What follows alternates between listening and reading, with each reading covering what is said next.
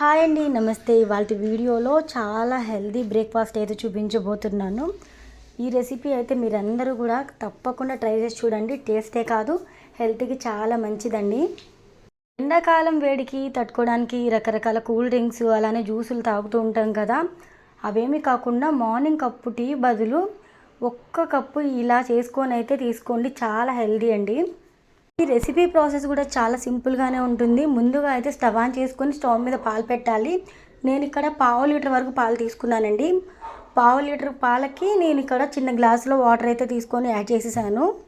పాలు ఒక 2 పొంగులు వచ్చిన తర్వాత లో ఫ్లేమ్లో అడ్జస్ట్ చేసుకొని కాస్త మరిగించుకోవాలి.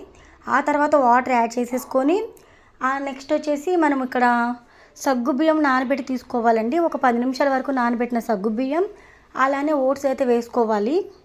ఓట్స్ సగ్గుబియ్యం వేసుకున్న తర్వాత ఇక్కడ మనకి ఓట్స్ సగ్గుబియ్యం చక్కగా ఉడికిపోవాలి. ఆ తర్వాత ఫ్లేవర్ కోసం యాలకుల పొడి 1/2 టేబుల్ స్పూన్ అయితే వేయండి. యాలకుల పొడి కూడా వేసుకున్న తర్వాత పంచదార అవసరం అనుకుంటే తీసుకోండి, లేదంటే అవసరం లేదు. ఎందుకు అవసరం లేదో కూడా నేను చెప్తాను. నాకు ఇక్కడ పంచదార ఫ్లేవర్ కొంచెం కావాలనిపించి తీసుకున్నాను. స్టవ్ మీద ఉన్న పాయసంని లో ఫ్లేమ్లో అడ్జస్ట్ చేసుకొని కుక్ చేసుకోండి. ఈలోపు పాయసం అయితే కుక్ అవుతూ ఉంటుంది కదా. పాయసం కుక్ అయ్యేలోపు మనం ఇక్కడ బనానా తీసుకొని ఈ విధంగా అయితే సన్నగా పీసెస్లా కట్ చేసేసుకోవాలి. అలానే ఖర్జూరం తీసుకోండి. నేను ఇక్కడ నార్మల్ ఖర్జూరమే తీసుకున్నాను. బనానా చిన్న చిన్న ముక్కలుగా కట్ చేసుకున్న తర్వాత ఖర్జూరం కూడా చిన్న చిన్న ముక్కలుగా కట్ చేసుకోవాలి. స్టార్టింగ్లో నేను వీడియో క్లిప్ చూపించాను కదా, సబ్జా గింజలది 5 నిమిషాల పాటు సబ్జా గింజలు అయితే వాటర్లో నానపెట్టుకొని తీసుకోవాలి. ఆ తర్వాత ఇక్కడ మనకి ఒకసారి పాయసం అబ్జర్వ్ చేద్దాము. ఈ విధంగా అయితే ప్రిపేర్ అయింది కదా. ఇలా ప్రిపేర్ అయితే స్టవ్ ఆఫ్ చేసుకొని దింపేసేయండి.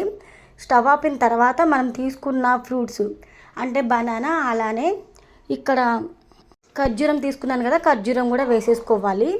నేను ఇక్కడైతే బనానా ఖర్జూరం మాత్రమే తీసుకున్నాను. మీరైతే మీకు నచ్చిన డ్రై ఫ్రూట్స్ ఏవైనా కానీ తీసుకోవచ్చు, అలానే నార్మల్ ఫ్రూట్స్ కూడా తీసుకోవచ్చు.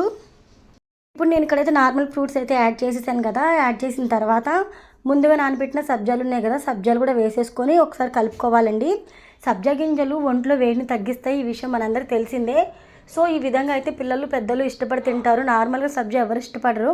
ఈ విధంగా పాయసం చేసి పెడితే ఎవరికైనా నచ్చుతుందండి. ఇప్పుడు నెక్స్ట్ ఇందులోకి అయితే నేను డ్రై ఫ్రూట్స్ యాడ్ చేసేస్తున్నాను. జీడిపప్పు, బాదం పప్పు మాత్రమే వేస్తున్నానండి. మీకు నచ్చిన డ్రై ఫ్రూట్స్ ఏవైనా కూడా వేసేసుకొని కలుపుకొని ఆ తర్వాత మీరు గోరువెచ్చగా ఉన్నప్పుడు తినొచ్చు. లేదనుకుంటే మాకు కొంచెం కూల్గా ఉంటే బాగుంటుంది అనుకుంటే ఫ్రిడ్జ్లో పెట్టేసి ఒక అరగంట తర్వాత తినండి. సూపర్గా ఉంటుంది. హెల్దీ అండ్ టేస్టీ సబ్జా పాయసం మీకు ఎలా అనిపించింది? ఈ రెసిపీ నచ్చితే వీడియోకి లైక్ ఇవ్వండి.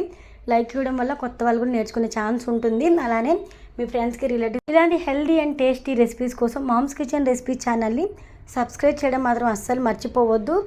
ఇంకొక మంచి రెసిపీతో మళ్ళీ వెళుద్దాం. అంతవరకు థ్యాంక్ యూ సో మచ్. సబ్జా గింజలతో ఇవే కాకుండా ఇంకేమైనా రెసిపీస్ చేసుకోవచ్చు అనుకుంటే మీకు తెలిసే కామెంట్ చేసేయండి.